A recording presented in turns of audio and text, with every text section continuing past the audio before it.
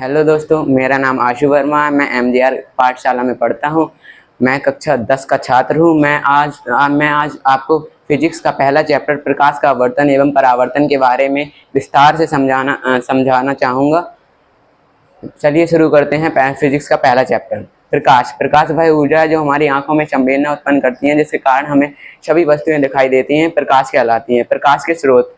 प्रकाश के विभिन्न स्रोत होते हैं। इनको दो भागों में बांटा गया है। पहला दीप्त प्रकाश स्रोत, दूसरा अदीप्त प्रकाश स्रोत। पहला दीप्त प्रकाश स्रोत। वे प्रकाश स्रोत जो स्वयं से प्रकाश उत्पन्न करते हैं दीप्त प्रकाश स्रोत कहलाते हैं। अदीप्त प्रकाश स्रोत वे प्रकाश स्रोत जो स्वयं से प्रकाश उत्पन्न नहीं करते बल्कि दीप्त प्रकाश के स्रोतों से चमकते हैं, अदीप्त प्रकाश स्रोत कहलाते हैं। जैसे जैसे चांद, लकड़ी, पत्थर आदि। प्रकाश के गुण। प्रकाश हमेशा सीधी और सरल रेखा में गमन करता है। प्रकाश की चाल 3 × 10⁸ मीटर प्रति सेकंड होती है। प्रकाश स्वयं अदृश्य होता है, परंतु इसकी उपस्थिति में वस्तु दिखाई देती है। प्रकाश की निर्वात चाल 3 × 10⁸ मीटर प्रति सेकंड होती है। और प्रकाश में परावर्तन तथा अपवर्तन की घटनाएं होती रहती हैं। प्रकाश का परावर्तन। जब प्रकाश की किरण किसी एक चिकने पारदर्शी पृष्ठ पर आपतित होती हैं तो उनका अधिकांश भाग टकराकर उसी माध्यम में लौट जाता है। इस प्रकाश की इस घटना को प्रकाश का परावर्तन कहते हैं। परावर्तन के प्रकार। परावर्तन निम्न 2 प्रकार के होते हैं। पहला नियमित परावर्तन, दूसरा अनियमित परावर्तन। पहला नियमित परावर्तन। जब प्रकाश किरण किसी एक चिकने पृष्ठ पर आपतित होती हैं तो उनकी प्रकाश किरण एक दूसरे के समांतर हो जाती हैं। इस प्रकार के परावर्तन को नियमित परावर्तन कहते हैं। अनियमित परावर्तन। जब प्रकाश की किरण किसी खुरदरे सतह पर आपतित होती हैं तो उनकी प्रकाश की किरण विभिन्न दिशाओं में फैल जाती हैं। प्रकाश की यह घटना अनियमित परावर्तन कहलाती है। इसे विस्तृत परावर्तन भी कहते हैं। अब परावर्तन के नियम। परावर्तन के नियम 2 नियम होते हैं। पहला प्रथम नियम आपतित कण तथा विलंब तथा परावर्तित कण, इन तीनों एक ही बिंदु पर स्थित होते हैं, जैसे आपतन बिंदु कहते हैं। द्वितीय नियम आपतन कोण तथा परावर्तन कोण का मान सदैव बराबर होता है। कोण I बराबर कोण R प्रतिबिंब। जब किसी वस्तु को दर्पण के सामने रखा जाता है तो दर्पण में उसकी आकृति बन जाती है। दर्पण में बनी आकृति को प्रतिबिंब कहते हैं। प्रतिबिंब के प्रकार। प्रतिबिंब निम्न 2 प्रकार के होते हैं। पहला वास्तविक प्रतिबिंब, दूसरा आभासी प्रतिबिंब। वास्तविक प्रतिबिंब। जब किसी बिंदु वस्तु से चलने वाली प्रकाश किरण परावर्तन के पश्चात किसी दूसरे बिंदु पर वास्तव में मिलती है तो दूसरे बिंदु पर बना प्रतिबिंब उस बिंदु वस्तु का वास्तविक प्रतिबिंब कहलाता है। इसे पर्दे पर प्राप्त किया जा सकता है। आभासी प्रतिबिंब। जब किसी बिंदु वस्तु से चलने वाली प्रकाश की किरण किसी दूसरे बिंदु पर वास्तव में नहीं मिलती पर दूसरे बिंदु से आती हुई प्रतीत होती हैं, ऐसे बिंदु वस्तु का आभासी प्रतिबिंब कहते हैं। इसे पर्दे पर प्राप्त नहीं किया जा सकता, इसकी फोटो ली जा सकती है। दर्पण। यदि किसी चिकने पृष्ठ पर यदि किसी चिकने पारदर्शी पृष्ठ पर पॉलिश कर दी जाए तो दूसरा भाला भाग परावर्तक का कार्य करे, इसे दर्पण कहलाता है। दर्पण निम्न 2 प्रकार के होते हैं। समतल दर्पण, गोलीय दर्पण। समतल दर्पण एक ऐसा दर्पण जिसका परावर्तक पृष्ठ समतल होता है, समतल दर्पण कहलाता है। गोलीय दर्पण एक ऐसा कांच का खोखला पृष्ठ जिसके एक पृष्ठ पर पॉलिश कर दी जाए तथा दूसरा भाग परावर्तक का कार्य करे, गोलीय दर्पण कहलाता है। गोलीय दर्पण निम्न 2 प्रकार के होते हैं। अवतल दर्पण, उत्तल दर्पण। अवतल दर्पण एक ऐसा दर्पण जिसके ऊपरी पृष्ठ पर पॉलिश कर दी जाए, अंत वाला भाग परावर्तक का कार्य करे, अवतल दर्पण कहलाता है। उत्तल दर्पण एक ऐसा दर्पण जिसके आंतरिक पृष्ठ पर पॉलिश कर दी जाए तथा ऊपरी पृष्ठ परावर्तक का कार्य करे, उत्तल दर्पण कहलाता है। प्रतिबिंब बनाने के नियम। प्रथम नियम। दर्पण के मुख्य अक्ष के समांतर जाने वाली प्रकाश की किरण परावर्तन के पश्चात मुख्य फोकस से होकर जाती हुई प्रतीत होती हैं। द्वितीय नियम।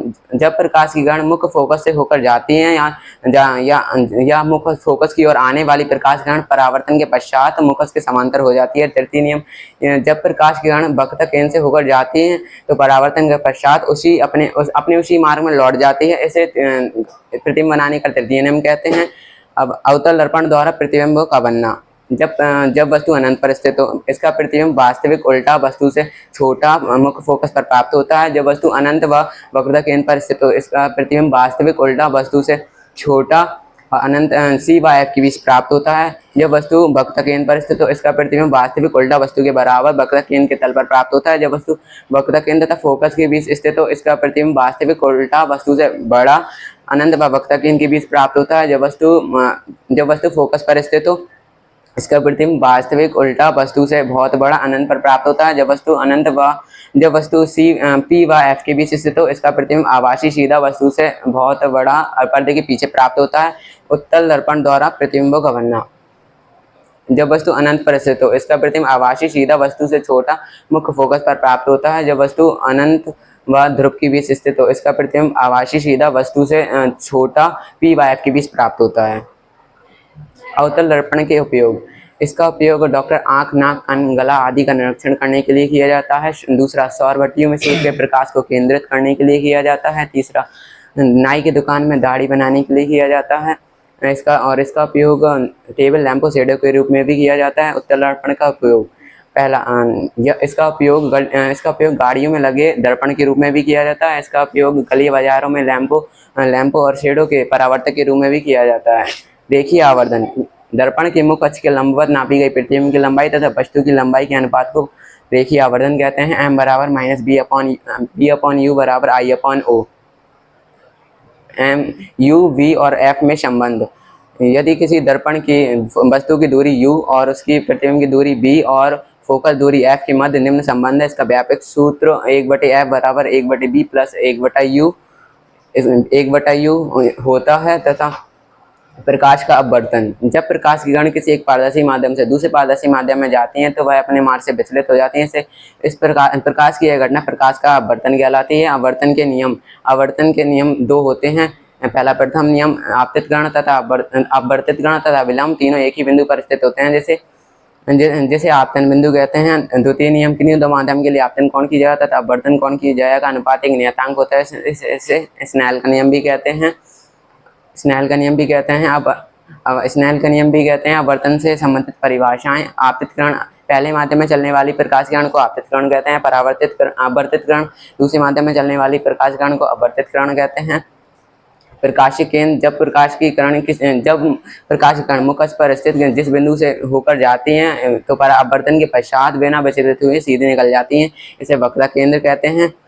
अब लेंस एक ऐसा सामान्य पारदर्शी माध्यम जो दो गोलीय पृष्ठ तथा एक गोलीय पृष्ठ एक समतल पृष्ठ से घिरा होता है, लेंस कहलाता है। लेंस के प्रकार। लेंस दो प्रकार के होते हैं। पहला अवतल लेंस, दूसरा उत्तल लेंस। अवतल लेंस एक ऐसा लेंस जो बीच में पतला हो, किनारों पर मोटा हो, अवतल लेंस कहलाता है। उत्तल लेंस जो एक ऐसा लेंस जो बीच में मोटा हो, किनारों पर पतला हो, उत्तल लेंस कहलाता है। लेंस से संबंधित परिभाषाएं। पहला, दर्पण का द्वारक। लेंसों के अर्धवृत्ताकार कार्य सिरों के व्यास को लेंस का द्वारक कहते हैं। लेंस के फोकस। लेंस के दो फोकस होते हैं। पहला प्रथम फोकस और द्वितीय फोकस। मुख्य अक्ष। लेंस के प्रकाशिक केंद्र से होकर जाने वाली सीधी काल्पनिक रेखा लेंस का मुख्य अक्ष कहलाती है। फोकस दूरी लेंस के प्रकाशिक केंद्र तथा फोकस की दूरी लेंस की फोकस दूरी कहलाती है। इसे आपसे प्रदर्शित करते हैं आप। लेंस द्वारा प्रतिबिंब बनाने के नियम। प्रथम नियम लेंस प्रतिबिंब नियम। जब प्रकाश की किरण प्रथम फोकस से होकर जाती है तो अपवर्तन के पश्चात मुख्य अक्ष के समांतर हो जाती है। द्वितीय नियम। जब प्रकाश की किरण मुख्य अक्ष के समांतर जाने वाली प्रकाश की किरण अपवर्तन के पश्चात द्वितीय फोकस से होकर जाती है। तृतीय नियम। जब प्रकाश की किरण किसी एक मुख्य अक्ष पर स्थित बिंदु से होकर जाती है तो अपवर्तन के पश्चात बिना विचलित हुए सीधे निकल जाती है। अब लेंस द्वारा प्रतिबिंबों का बनना। अवतल लेंस द्वारा प्रतिबिंबों का बनना।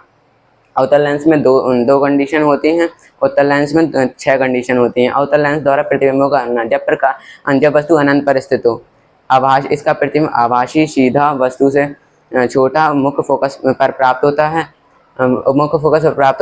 जब वस्तु अनंत व ध्रुव के बीच स्थित हो, इसका प्रतिबिंब आभासी सीधा वस्तु से छोटा सी व f के बीच प्राप्त होता है। उत्तल लेंस द्वारा प्रतिबिंबों का बनना।